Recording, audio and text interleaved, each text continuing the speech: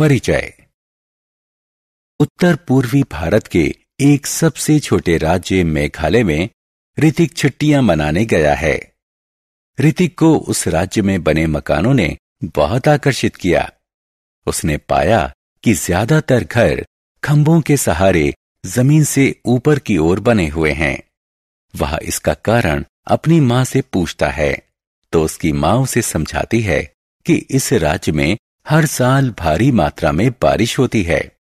इस बरसाती पानी को घरों में घुसने से रोकने और घरों को नुकसान से बचाने के लिए इन घरों को बांस की इन बल्लियों के ऊपर बनाया जाता है।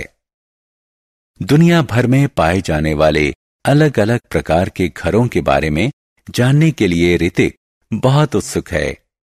तो चलिए हम घर के बारे में विस्तार से चर्चा करते हैं। आओ सीखें।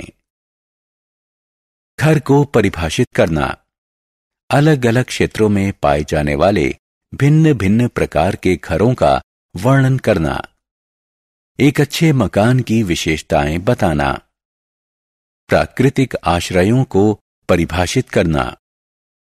जल निकासी व्यवस्था को परिभाषित करना और घर की सुरक्षा और सफाई व्यवस्था के महत्व का वर्णन करना।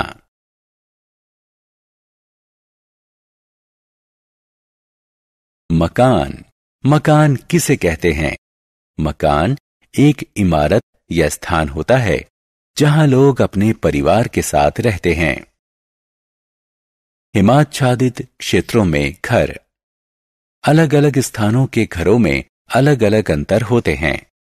जिन क्षेत्रों में भारी मात्रा में हिमपात होता है उन क्षेत्रों में घरों की छत ढलानदार होती है।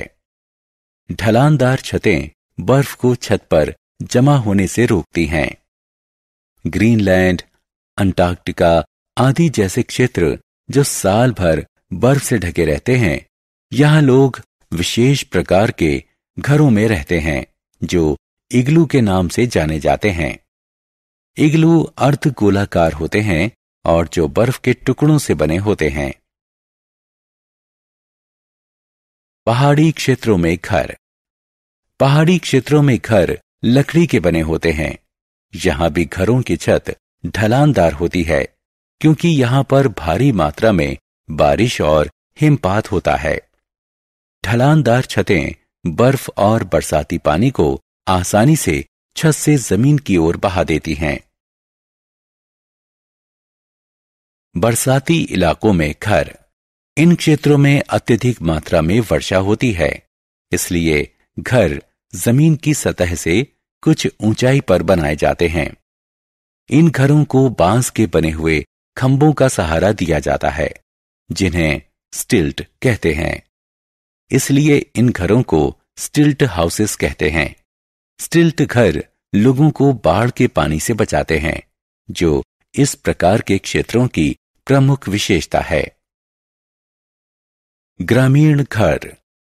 गांवों में घर गीली मिट्टी, चूना, सूखी घास और झाड़ियों से बनाए जाते हैं जिन्हें झोपड़ी कहा जाता है।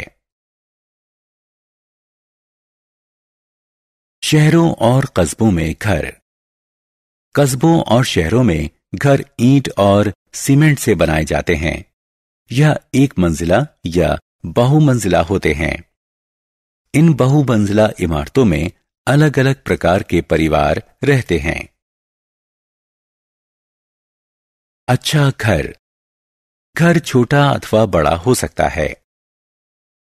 एक अच्छा घर वो होता है जो हवादार हो, जहां पर्याप्त सूरज की रोशनी आती हो, जिसमें खाना पकाने का अलग स्थान हो, जिसमें सोने के लिए अलग स्थान हो, जिसमें स्नान घर और शौचालय अलग से हों, जिसमें मेहमानों के स्वागत के लिए एक अलग स्थान हो। प्राकृतिक आश्रय। आदि मानव घर नहीं बनाते थे। इसकी जगह वो प्राकृतिक आश्रय स्थल जैसे गुफाओं, पथरीली दरारों आदि में रहते थे। यह आदि मानव को खराब मौसम की स्थिति, जंगली जानवरों आदि से सुरक्षा प्रदान करते थे।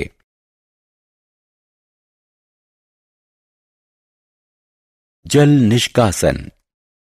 स्वच्छता का अर्थ है साफ सफाई। घर से निकलने वाले कूड़े कचरे को सुरक्षित ढंग से निष्पादित करके हम घर की सुरक्षा के प्रति सुनिश्चित हो सकते हैं। घर की जल निकासी की नियमित जांच करके हम अवरोध और भराव से बच सकते हैं। घर की सुरक्षा। घर की सुरक्षा सबसे महत्वपूर्ण है। गंदा पानी घर के आसपास जमा न होने दें, इससे घर को नुकसान पहुंचता है। ऊपरी टैंक से होने वाले रिसाव को डार्ट लगाकर बंद कर देना चाहिए। घर में लकड़ी के सामान को दीमक से बचाना चाहिए।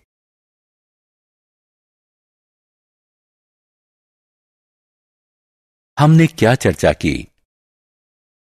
मकान वो इमारतें हैं जहां लोग अपने परिवार के साथ रहते हैं। इग्लू उन क्षेत्रों में पाए जाते हैं जो वर्ष भर बर्फ से ढके रहते हैं। स्टिल्ट घर वहां पाए जाते हैं जहां भारी मात्रा में बारिश होती है।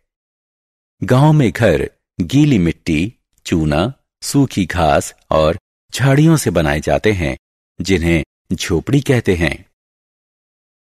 शहरों और कस्बों में मकान ईंट और सीमेंट से बनाते हैं। आदि मानव गुफाओं और चट्टानों की दरारों में रहते थे, जिन्हें प्राकृतिक आश्रय कहते हैं।